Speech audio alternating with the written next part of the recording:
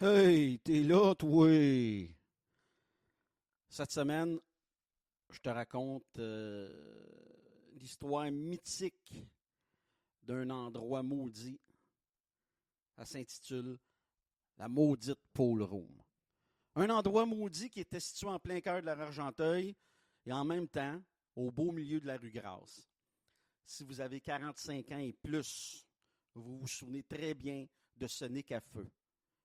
Les rumeurs les plus bizarres ont couru longtemps sur ce lieu mythique et légendaire pour les mauvaises raisons.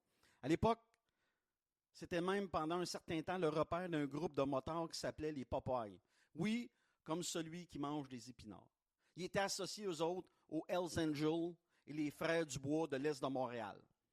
Le genre de monde qui se réunit le dimanche après la messe sur le perron de l'église pour parler de l'homélie du curé.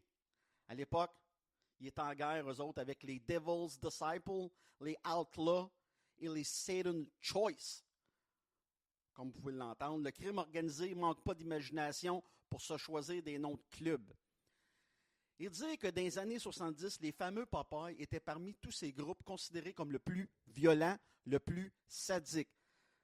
C'était l'époque à 1000 lieues d'aujourd'hui quand on pense à ces années. Peu importe à quelle heure tu passais devant le pole room, il y avait toujours une rangée de motos enlignées parfaitement un à la suite de l'autre. Des gros choppers avec des poignées Mustang, des Harley Davidson chromés de la tête aux pieds, puis des popounes aussi chromées que leur bike. Il y avait aussi le fameux tournoi annuel de pole qu'on nommait la Classique d'Argenteuil. Les meilleurs joueurs de 8 de la province et même de l'Est de l'Ontario se retrouvaient à la chute pour cette occasion. Un chaos du début à la fin. Une tombola sans ciel, ni terre, ni matin, ni soir, ni repère. Nul besoin de boussole quand tu es au milieu de la tempête. Puis, comme on n'a pas inventé l'éternité, ben les beaux jours du La Chute Pole Room, si on peut le dire ainsi, comme ceux des Popeyes, se sont écoulés. Le temps a fait son œuvre. À la fin des années 80, il m'était interdit d'aller voir ce qui se passait au Pole Room, même si la place était plus ce qu'elle a déjà été. Nos parents avaient peur de cet endroit-là. Mes parents ils disaient « le maudit Pole Room ». J'ai fini par rentrer dans la place. Ouais, j'avais 13 ans, je pense. J'ai joué au billard. J'ai mis de la musique dans le jukebox. C'était, je crois, Bohemian Rhapsody de Queen que j'avais choisi. Les cadres sur les murs d'un passé déjà longtemps passé, les stools de cuir rouge au bord, la table de snooker pour les Anglais, l'horloge Molson qui est toujours en même heure comme si le temps s'arrêtait ici, un rack à chips, un rack en tôle pour mettre vos bouteilles vides et des cendriers partout. Même une légende urbaine qui a longtemps circulé à la chute et probablement qu'une fois de temps en temps, elle refait surface encore aujourd'hui. Puis même encore, aujourd'hui, même si le pole room n'existe plus, même si on l'a démoli, ça fait bien des années, depuis les années 90, ben des fois on entend des coups de 12 dans la nuit, comme les 3 coups sur les planches au début d'une pièce de théâtre. On dit que certains soirs de pleine lune, à la croisée de la rue Grasse et de la rue Argenteuil, on peut entendre des coups de 12 en rafale. Un silence de mort par la suite embaume la nuit. Emmitoufle l'avenue Argenteuil d'est en ouest.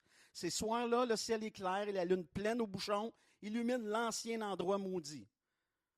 Puis quelques minutes après, on peut entendre des Popeyes rincer leur chopper et partir sur un nowhere à l'infini, même si l'avenue Argenteuil est complètement vide.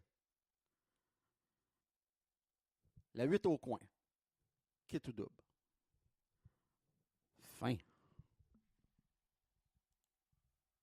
Être abonné à mon Patreon, c'est supporter un créateur.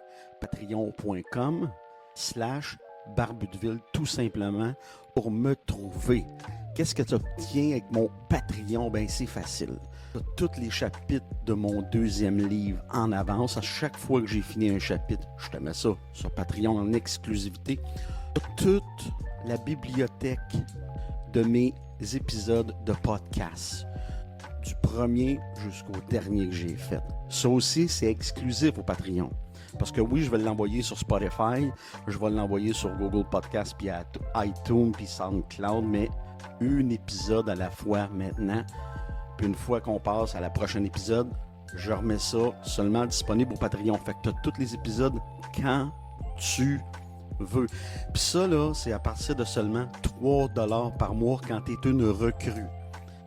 Puis regarde, encore plus beau que ça, si tu t'abonnes à l'année, moi, je te donne automatiquement un rabais de 10% sur ton abonnement. Tu n'as rien à faire, ça se fait automatique. Sinon, tu as d'autres niveaux. Tu as le niveau voyou qui est à 7$, tu as le niveau capot qui est à 13$, puis le niveau parrain qui lui est à 20$ par mois. M'oublie pas, hein? Tu t'abonnes à 3$, c'est moins cher qu'un café. Et en plus, je te donne 10% si tu t'abonnes à l'année. Fait que fais le calcul là. 12 x 3, 36 moins 10% pour un an du Barbudeville. C'est rien. C'est absolument rien. C'est un deal. Fait que, arrête d'hésiter. Abonne-toi. Encourage, supporte un créateur. Pour moi, là, à la fin de la journée, ça fait toute la différence. Fait qu'on se rejoint au Rack à Bicycle, puis oublie pas de faire ton lit.